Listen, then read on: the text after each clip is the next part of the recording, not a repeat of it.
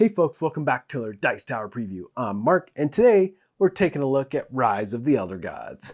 Rise of the Elder Gods is brought to you by Inside Up Games. It's for 2 to 6 players, ages 8 and up, and games range anywhere from 30 to 40 minutes.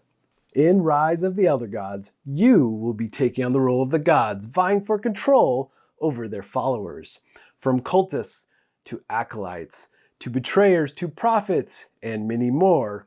You will be manipulating these unfortunate souls, these pathetic humans, to gain power, control, and ultimately souls to feed your never-ending hunger. In the end, the god with the most souls is going to win. Now, there are multiple ways to get souls in this game. There are investigators that you might corrupt. There are blessings you might acquire, altars you might acquire.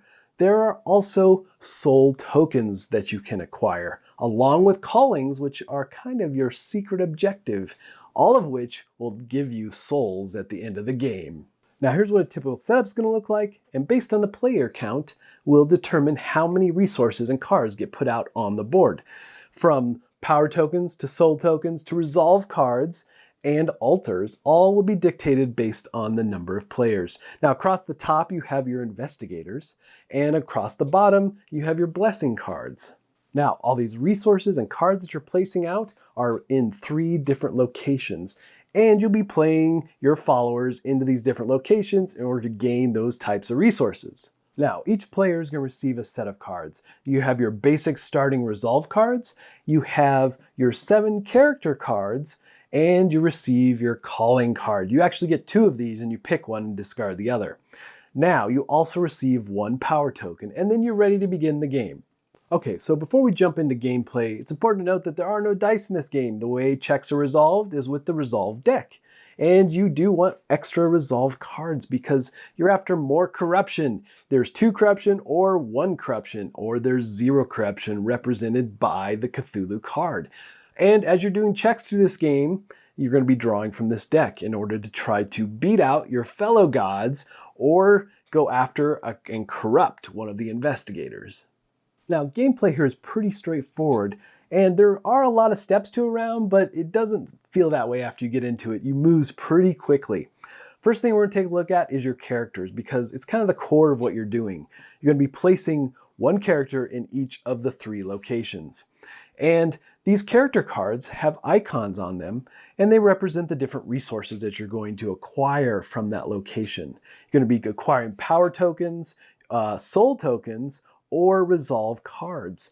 And each of your character cards has a number at the top. This is the initiative value, and that will dictate which characters get to go first in each location. And there's some exceptions here. If you have players that play the same character in the location, then you have to pay attention to the order that those characters are played.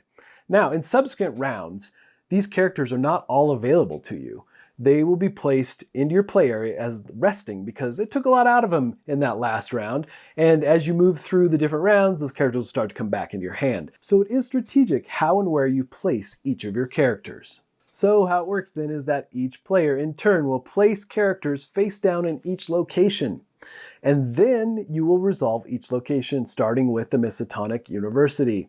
You'll flip over the cards, you'll set the initiative order, and the order of cards being played again matters if the same character appears twice. And then you're going to have a face-off, so to say. You're going to use resolve cards and power tokens. You can actually apply 1 to 2 power tokens on these resolve checks and to see who wins the right to gain resources over that particular area. So it's important to note that when you're resolving these different character cards, that the icons that are represented on the left side here, sometimes they're grouped, allowing you to get multiple types of resources, or you may have to make a choice and only get a single resource. So that's the basics of what you're going to do in your turn. You're going to be playing characters onto locations to acquire resources and souls, which you really are hungry for. But there's other things going on out here. Let's take a look at blessings next. Now, at any point during a player's turn, if they fulfill the requirements of one of the blessings, they immediately take this card and put it in their reserve. These are going to give you more souls at the end of the game, but you can ever only have 1 blessing. Now, there are altars also that you can acquire, and again, you're going to pay the cost on your character's activation in order to acquire those and put them in your reserve, again giving you more souls at the end of the game. But there's a hitch here, is that you have to place a character in the position where you took the altar from. You place a character that's either been activated or one from your hand. A character that's resting is not valid. The character, so you're gonna have to sacrifice a character on the altar. You're gonna place it face down in the spot where you took the altar from. So if you played the Prophet or the Betrayer on your turn, you have the option of trying to corrupt one of the investigators along the top here. Now, these investigators have numbers, and the first number represents how much corruption it takes to corrupt that investigator. The second number represents how many cards you can flip in the resolve in order to try and do so. And like with other checks, you can add power tokens to enhance those corrupt cards or those resolve cards as you pull them. And you can pull that many cards or less. So if you were able to corrupt him in just a couple cards, then do so. Now, these investigators are also going to do things that may result in them acquiring resources from attacking the different characters. And if they have resources and you corrupt them, not only do you get the card in your location, but you get those resources as well. And these investigators do represent souls. You are eating more souls here, which again is your ultimate goal for the end of the game. Now, at the end of the round, after all the characters have activated, you've gathered all your resources, done all the things you're going to do, then one investigator will get to attack a location. That location is dictated by the icon on the top of the investigator deck off to the side here. So that investigator is going to attack. You have to look also at the line icon. That icon will dictate which of the characters get attacked. It'll be the top of the order, the middle of the order, or the bottom. And if it's the middle, it's all the cards in the middle get attacked. So this particular investigator is going to potentially grab tons of resources from the different players. So you will lose those resources if you're attacked, and they'll be placed on the investigator card, giving you another reason to perhaps corrupt that investigator to get the resources and his souls. So at the end of the round, you check to see if we've triggered the game end. And that is done by checking the locations, and if any one location has totally depleted 2 or more of their supplies, that will trigger the game end.